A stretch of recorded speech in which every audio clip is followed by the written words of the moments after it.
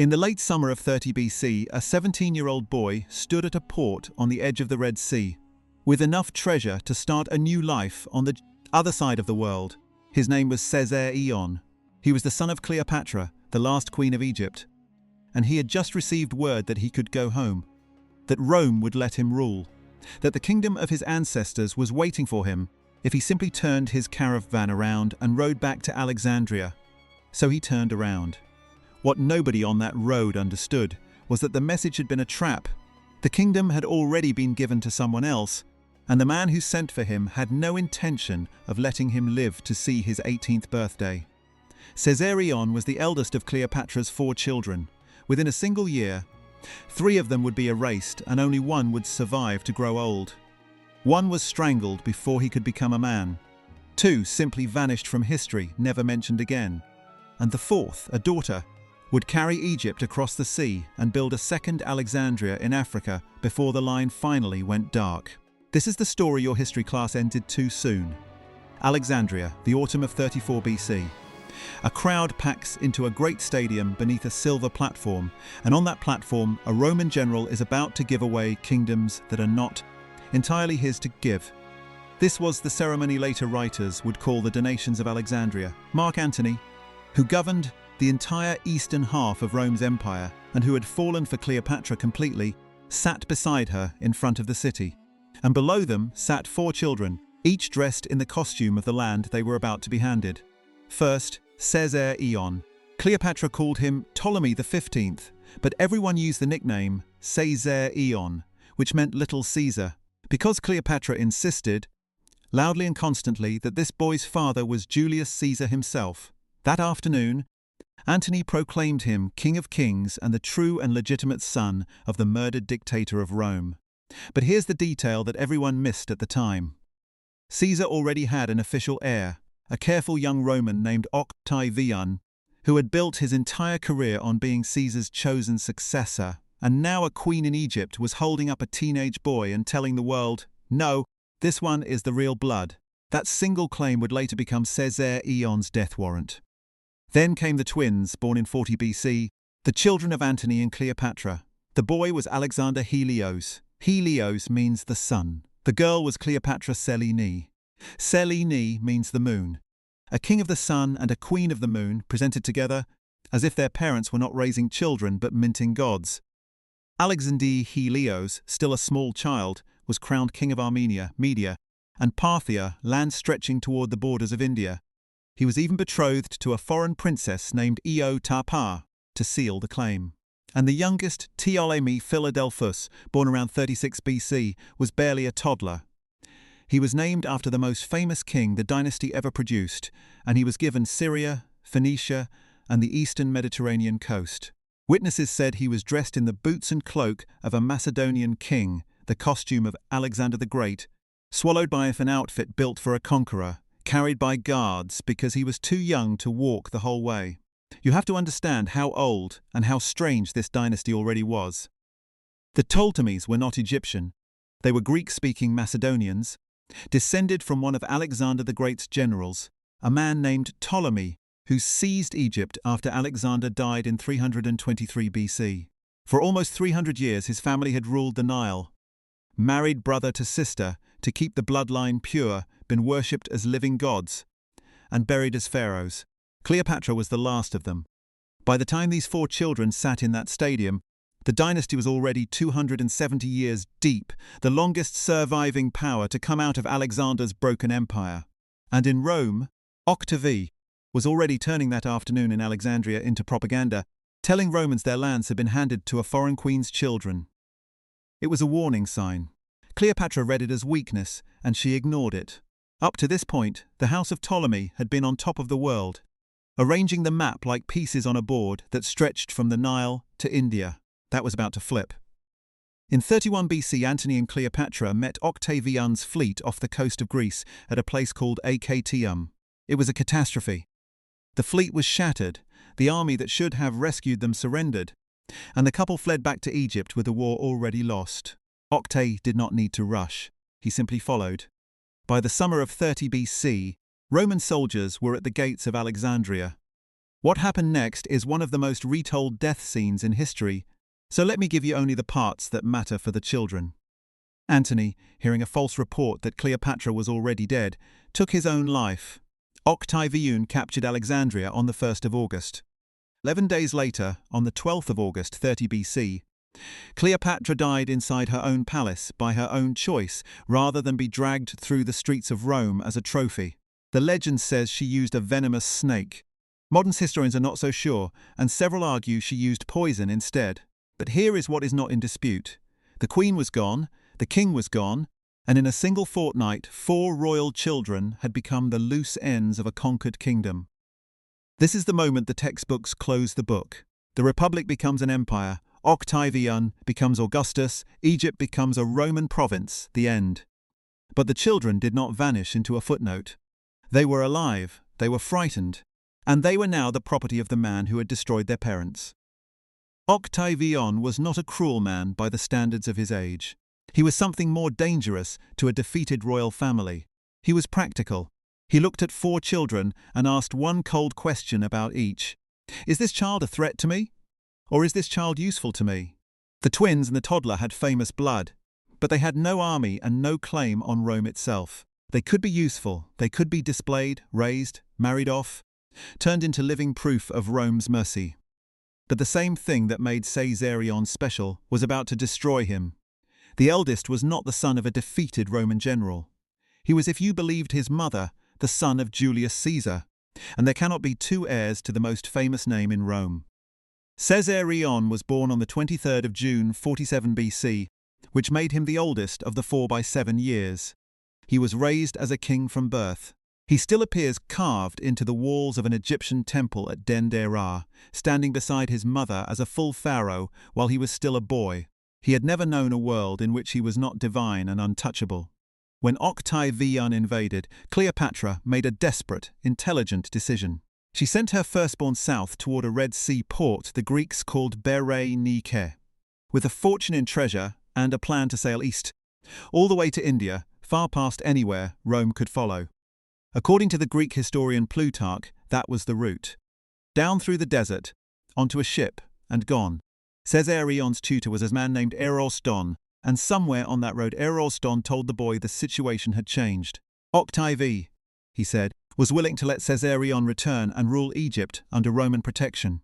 All he had to do was come home to Alexandria and accept the throne. It was a complete fabrication. Plutarch tells us the tutor persuaded the boy to turn around on a promise that did not exist, and historians have long suspected Eroston was bribed to do exactly that. The 17-year-old, raised to believe his word was law, and the world bent to his family, believed him. He went home to collect a crown that was never going to be placed on his head. And if the boy had been anyone else's son, Octavian might well have let him live, the way he spared the others. But Caesarion carried the one name Rome could not allow to have a second claimant. A philosopher and advisor named Arrius Didymus is said to have settled the matter with a single pun on a line from the poet Homer. Too many Caesars, he told Octavian, is not good, and that was the whole of it, not a trial, not a charge. A bad joke about there being too many men named Caesar, and the most likely son of Julius Caesar was condemned.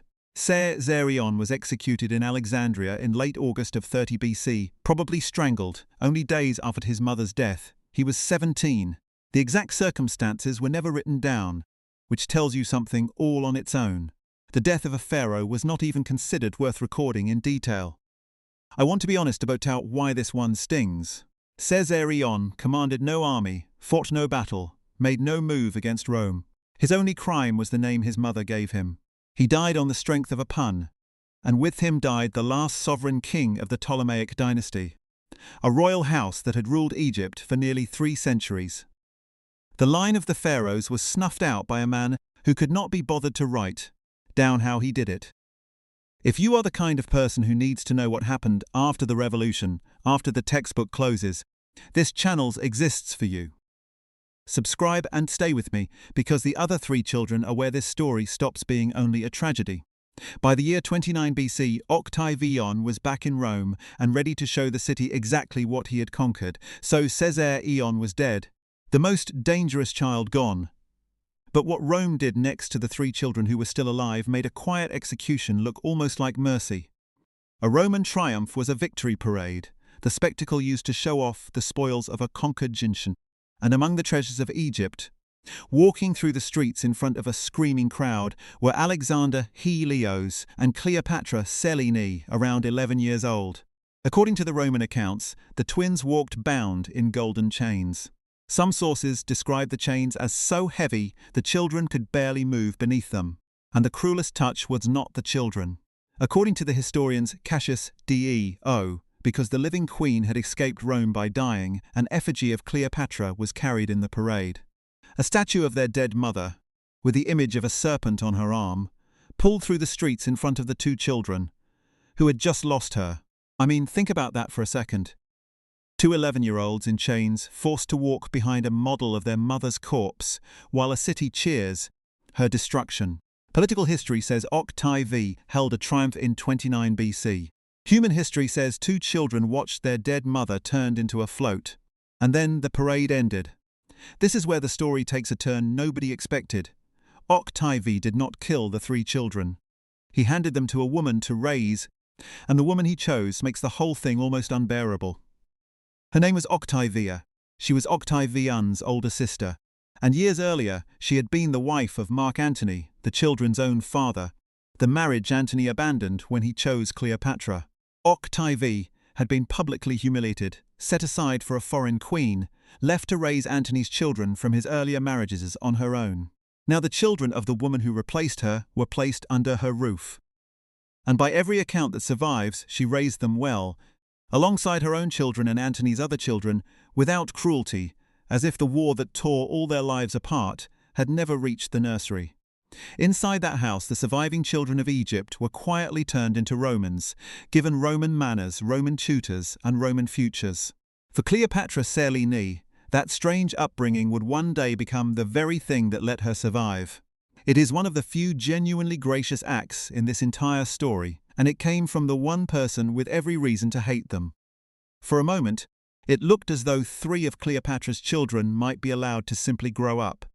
But two of them never did. Sometimes the most disturbing thing in the historical record is the silence. Alexander Helios, the boy crowned king of Armenia and lands reaching toward India, walked into Octavia's house in Rome around the age of 11. And then he is simply never mentioned again. Not a death notice, not a marriage, not a single reliable line in any surviving source about what became of the Sun King. He disappears. His little brother, Ptolemy Philadelphus, the toddler once dressed as Alexander the Great, vanishes even faster. He had been perhaps 6 years old when he reached Rome. After that, nothing. No record of his adulthood. No record of his death. He fades out of the sources almost the moment he steps off the ship. So what happened to them? The honest answer is that we do not know. And that uncertainty is the point. Most historians believe the two boys simply died young, probably of illness. The ancient world was lethal to children, and Italy's climate was nothing like Egypt's. But there is a darker possibility, and this audience deserves to have it named. These were sons of Mark Antony, with claims to eastern kingdoms, exactly the kind of loose end an empire prefers to see disappear quietly. Whether they died of fever or simply of being inconvenient, no one wrote it down. You'd think someone would have said something. Nobody did, and that is the thing I keep coming back to. Caesarion's death was at least recorded as an event, a decision, a line in a history book. His two younger brothers received something worse than execution. They received erasure. A king of the sun and a king of half the eastern Mediterranean, and the entire surviving memory of their adult lives is a blank space on a page. 3 of Cleopatra's 4 children were now gone. 1 strangled, 2 erased, except the 4th child, the moon to her brother's son, was still alive. And against everything that had happened to her family, she was about to do the one thing none of them managed. She was going to win. Cleopatra Selene was the only one of the 4 to reach adulthood. And most people never heard about this part, the part where Cleopatra's daughter became a queen in her own right. She grew up in Octavia's household, the daughter of a destroyed dynasty, raised among the family that destroyed it. And around 25 BC, Octavian, now calling himself Augustus, arranged a marriage for her. He gave her to a young man named Juba II. Jubar's story rhymed with hers in a painful way. He was the son of an African king, Jubar I of Numidia, who had taken his own life after losing a war to Julius Caesar. So Jubar II had also been carried to Rome as the royal child of a defeated kingdom. Two orphans of two fallen thrones, raised by their conquerors, married to each other. It would almost be romantic if it were not so calculated. Augustus made the couple king and queen of Mauretania, a kingdom covering much of what is now Morocco and Algeria. On paper it was a reward. In reality it was a posting. They were client rulers, expected to keep North Africa quiet and loyal to Rome. Many people in their position would have spent their reign as grateful, forgettable puppets. Cleopatra Selene refused to be forgettable. She and Jubar built their capital on the coast and renamed it Caesarea, a polite nod to the emperor who gave them their thrones. The site is the modern town of Scherchel in Algeria. They filled it with art, libraries and scholars. Jubar was a genuine intellectual who wrote books on history and geography, sponsored expeditions down the African coast, and was among the first writers to describe the islands far out in the Atlantic that we now call the Canaries.